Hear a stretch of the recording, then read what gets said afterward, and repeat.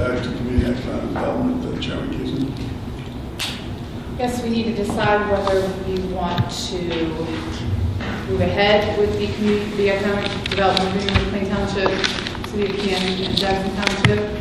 If we want to not move ahead with it, or if we want to send them an amended agreement to see if they would be willing to accept that. And at this point, I don't know where we're at. Anybody where we're waiting over here? I mean, you pretty much faced the whole team on the radio some time ago and did a nice job representing the city, by the way. But, I didn't get a copy of this until like 4:30, 5 o'clock, and, read through it a couple of times. And read through the agreement. I think that what she's stating is pretty clear. That, and I think that her agreement is well done. I mean, really what our goal is to find ways that we can work in cooperation with our neighbors. And we want to, our goal is to enhance our revenue. Right. And we want to maximize that. What's the best way that we can maximize it? When you look at the challenge of these agreements, there's really, I think, the city and the township are inherently at odds. The township's goal is to preserve all of their property tax. And the way that they do that is to prevent cities from annexing their property. Cities, on the other hand, our revenue is not just the property tax, but when we look at future growth, we like to bring in new properties, whether it's vacant property or whether it's businesses that have existing jobs, because not only will they pay property tax, but they'll be paying income tax. So that's where I think we butt heads. Well, that's where I know that we butt heads with the township. So with this agreement, what we hope to do is, rather than fighting over properties that the city is going to try to annex in, we come to an agreement that's a win-win for the township and the municipality.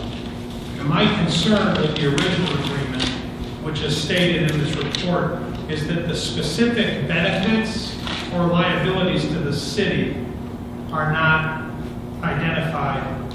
We're not able to identify that with the proposed agreement. But if we can go back and we can make modifications in a way that that would be beneficial to the city, I would fully support that. So I really have two areas of concern. Number one, that we're entering into a 50-year agreement, which is specific about a few things. Number one, that the city will not be able to annex property, even if we have a water agreement, where a property owner has already signed, and they have a desire, or they've already have a written commitment to come into the city. We could not accept them into the city in the event that we become contiguous to them down the road under this agreement. So we would restrict our ability to bring in new property owners and businesses for the next 50 years.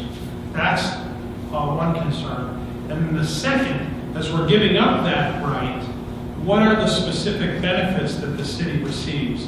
And that's what we're not sure of. But it looks like that our consultant has proposed changes which may allow us to be a little bit more specific as far as what we would need as a city to enter into this agreement. And then also we can take a look at we know what the restriction is, which is the 50-year annexation. So that's really what my thought is. But if we can get... Are you comfortable with if we were to pass and basically send back to the others the language as it is in this proposed form, are you comfortable with that? Yeah. Now the thing is, I didn't look at it. I haven't seen that Have you yet. seen it? 'Cause we haven't. So I have not seen We should talk about that. Oh, I mean, that's a fair answer. But no, I'm fully comfortable in making changes to the agreement. I mean, I think that's the best way to go, is to make the changes to the agreement that's going to be beneficial to the city, or that we're comfortable with. Because again, it's not a matter of, we have a proposed agreement where you have John and Marcia both, and Dan, put in a lot of time, and also Tim Fox negotiating this. And since that time, I have met with Lucia Basis and Randy Gonzalez. We met for about 2 hours after the radio program, and we were able to discuss, what our, or at least what, my concerns were administratively about the agreement. And then also with this review, I think it's really helpful. And so what I would like to see from council is that we review the agreement, and then whatever changes we have to make in order to move ahead, I would rather do that than to simply say no. Right. We're not entering into an agreement. But I can't tell you specifically what those changes are right now because I haven't seen the proposed. I have a few ideas myself, but I don't really want to comment until I see what hers. Well, is it fair to say that we're going to take time next week to hammer out something that we're comfortable with, that we're all Absolutely. Yeah. and then Was that speak the with end? one voice, or at least with some consensus? Yeah. I think that's what we've been trying to do. And I think this process just really helped us to secure where we are with our feelings. Yeah. And if we agree with her red line copy proposal, Yeah, I would like to see the council and the administration that we pass an agreement with Plain, Jackson, and Canton. And, but we would have to make the changes so that we know that our city's interests are best represented in the agreement. So is it safe to say we probably got to review those things? Are we going to sit here all night and review that? How many pages is that? That's, Could be more than 2 pages. oh, it's only 2 pages? 2 or maybe 3, well, the original agreement, I think, was what, 3 pages or 4? There's no agreement, it's very long, I have it right in front of me. Yeah. It is? No, there's a one to use. Oh, She no, I marked don't have that, I that thought one. she marked that up. Yeah, I don't know. So sure, her red line, yeah. It's She's red line, couldn't go through. I'd like to repeat, though, I think he says that you guys did a lot of work in this. We understand that. And you're good enough people to know you're not taking an offense with it. We appreciate you representing us. And we continue, you guys will continue to represent us. We send it back. That's what we need you for. I think one thing that hasn't been articulated here, it's important to understand, and I've heard it come up twice, is relative to the real property tax. That's taxed at whatever jurisdiction that it's in, be it either Plain or Jackson. The city share, if it was in the city, would only be about 0.9% of the total tax revenue. It is not all that tax. That goes to the schools, the majority, or to the township for levies. However, for them keeping that less than 10%, they're providing all the safety services, all the infrastructure services. That we're not responding with our police, fire, EMS, or street workers. I think you guys all know that. Yeah, but I mean, it's keep, he No, but mentioned the taxes. I Right, mean, but we also need to be aware that, this is a part of the area in question is a place that we cannot get to right now because the railroad tracks is. Yeah. 50 years is a long time. Oh, no, I'm not disagreeing with the 50 years. Are we, okay. But as it stands right now, without this agreement, we don't go there. So you gotta just remember that as well. So without this agreement, if something becomes contiguous in the next 50 years, which maybe it will, maybe it won't, we could potentially annex it, but also pay back the taxes for 13 years. With this agreement, we may be privy to agreements. I understand this whole we're not sure, because we're not sure, as if the same goes for we're not sure we can annex anything in the next 50 years. I mean, there's a lot of, we have no idea what's going to happen. So we just need to be very careful to agree to terms that are agreeable. I mean, they're not, they're saying to us, as they've said many times,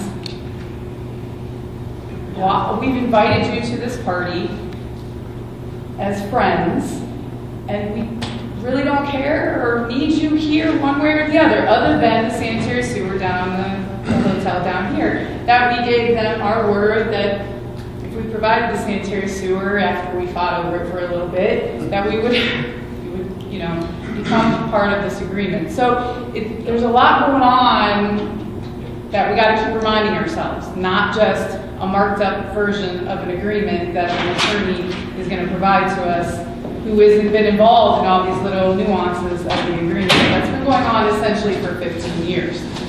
Well, before we get caught up in the friends thing, remember, we would give them our water at a cheaper rate than what we would make anyway, so we are not getting a whole lot out of this. Oh, Someone you mean- gets into the jet, we give them our water at the inside rates, well, we're gonna get the water anyways at the outside rates, so just recall that That's not that friends is true. gonna cost us. That's not true. No? Because when we enter into this specific agreement, we haven't entered into any agreement. That's what we keep talking about. We haven't entered into anything. Okay. So therefore, then we would have to negotiate a JED or a CETA with them, which would mean talking about water rates, sewer rates, who's going to provide what. So there And are then it would no come back to us conflicts. to approve. Right. And in the end, we could all not agree to do a JED, and this agreement could mean absolutely nothing for the next 50 years. But And I understand where you're coming One from. point of clarification though. You're right. We signed the agreement and we know one thing is for certain. We're not annexing. We will not annex for 50 years. That is the One thing that we're not only Right guarantee. now, on this thing. Well, yeah, on this Before one. it comes back with change. Right. Okay. Now the other thing under this agreement, we may or may not be able to come to an agreement with a JED. Right. I agree completely. So what this report is saying is that typically what happens You do is that you agree enter into the agreement, the CETA, along with the JED, Right. And you agree. where you not to have the apply. specifics that are outlined. And so I think that's where, and again, I know that John's put in the most amount of time, and Marsha, and also Dan, which you guys have done an excellent job on this. But I think really what we need to do is just clarify, just the specifics. It's just so hard to hear. If I'm the business, and take me through this so I can understand. If I'm a business, I'm over there next to Kane somewhere, okay, I'm gonna start a business. Am I automatically forced to go into that jet? Okay, so let me finish it. Why would I want to come in and pay 2%? Why would I want to do that if I'm a business? Okay, then let me say this. That's what I want to know, yeah. Why would you want to come to the city? Well, if I have a chance, if I have to do one or the other, I'd pay 1.5 rather than 2. But they've already said that that's negotiable. If we- But all that's what I'm saying is, we don't know if any of those people would ever come into this jet. We don't And yet know. we give up 50 years of annexation and our water rates for what? Not our water rates. That's not a fair statement. Okay, I'll take that back. The other thing, one thing about the water rates, remember this, we presently charge 2.5% to two of the users that potentially may come in to this agreement, potentially. One probably never come in, but the new hotel will. The advantage there is those revenues are proprietary funds. We can channel those back to the general fund. That's all ours, 100% ours. Under the present agreement. It's ours anyway, but the general fund's different than what. Yeah, because now you can move that to the general fund, because they allow you under a seat or a jet to do that. Okay. So there's another advantage. But we'll negotiate our water rate individually. But to make things clear, if we approve this, that 50 years is already gone. Yeah, unless you strike the This 50 years. specific. This specific one. So let's make sure that we don't get caught up saying that we agree with this, but we can make changes later. Because you can't make changes to the No, we're not 50 gonna years. do a big now or never. Okay.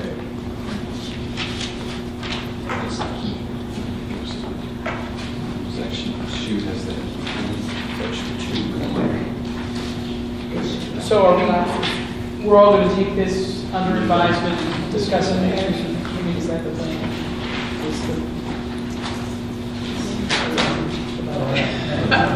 I can't even read it, so I want to talk about it. You need my glasses.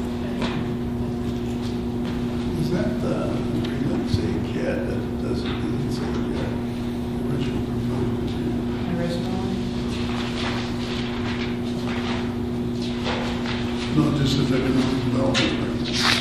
Doesn't Mutual economic. It doesn't call itself a JED. Well, because, it's not. Technically, yeah, by the terms of the statute, the original agreement that was proposed isn't a JED by the terms of the statute. So this is essentially an agreement to agree, which is how she's captured. Well, they can't enter in a JED without North Canton. Plus, you got to do public hearings with Judge, you got to do, The proposed land contains municipal land that belongs to the city of North Canton.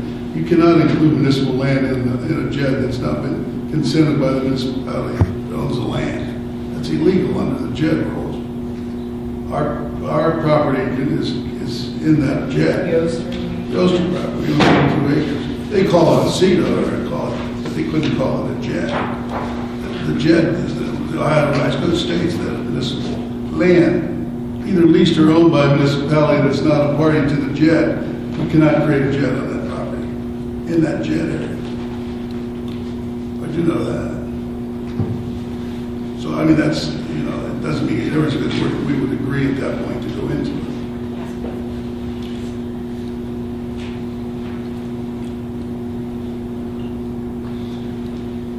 Well, I think for reasons of time and for reasons to do this thing, to spend the amount of time that we need to read it, for next week's meeting, we'll flip the other way. We'll do the council of the whole at the beginning, and we will consider this. We will consider at that particular time the police cruisers. Those will be the 2 items on that portion, at which time we'll then go to a council meeting. And then anything else, which would be that lady's property, I think was the other thing. And that would be the 3 items that would be considered under the regular council meeting, plus any old business to be considered. Is that fine with everybody? So we will spend some time reading it, checking with Tim. That's a good idea. That way, we're moving forward and we're still keeping everybody in the loop. And it's encouraging the input. And possibly we can hammer out a good agreement.